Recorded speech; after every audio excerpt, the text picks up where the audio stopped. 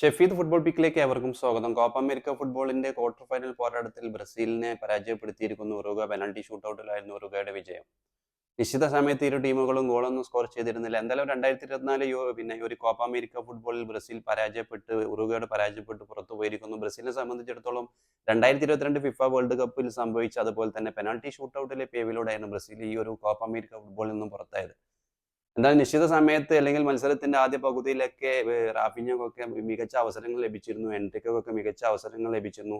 കിട്ടിയ അവസരങ്ങൾ മുതലാക്കാൻ കഴിഞ്ഞില്ല എന്നതാണ് ബ്രസീലിന്റെ ഈ ഒരു മത്സരത്തിലെ ശരിക്കും അവരുടെ പിഴവ്.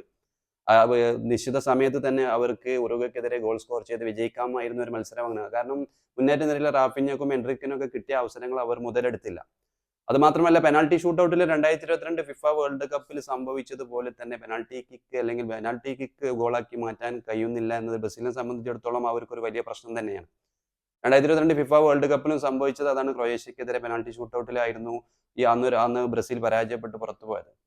ഇപ്പോൾ ഇതാ കോപ്പ അമേരിക്ക ഫുട്ബോളിലും ബ്രസീൽ ഈ ഒരു പെനാൽറ്റി ഷൂട്ടൌട്ടിൽ ഉറുഗ്വയോട് പരാജയപ്പെട്ട് പുറത്തായിരിക്കുന്നു. എന്തായാലും ഡോളിവർ ജൂനിയറുടെ കീഴിൽ ബ്രസീൽ അല്ലെങ്കിൽ ഒരു ആദ്യമായിട്ടുള്ള ഒരു മേജർ ചാമ്പ്യൻഷിപ്പ് ആയിരുന്നു. എന്തായാലും ബ്രസീലിനെ സംബന്ധിച്ചിടത്തോളം ഈ ഇത്തവണത്തെ ഒരു കോപ്പ അമേരിക്ക ഫുട്ബോൾ പുതിയ കോച്ചിന് കീഴിൽ നേടാമെന്നുള്ള ഒരു പ്രതീക്ഷയിലായിരുന്നു.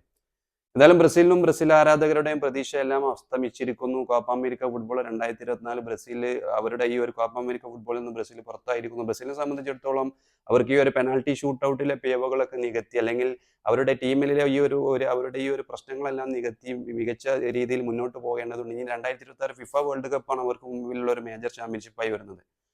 ഏതായാലും ഡോളിവർ ജൂനിയർ കീഴിൽ ഇനി ഏത് രീതിയിലായിരിക്കും ബ്രസീലിന്റെ പ്രകടനങ്ങൾ, എങ്ങനെയായിരിക്കും ഇനി വരും മത്സരങ്ങൾ അല്ലെങ്കിൽ വരും കാലങ്ങളിലെല്ലാം ഏത് രീതിയിലായിരിക്കും ബ്രസീൽ ടീമിലെ മാറ്റങ്ങൾ എന്നുള്ളതൊക്കെ കണ്ടറിയേണ്ടി വരും.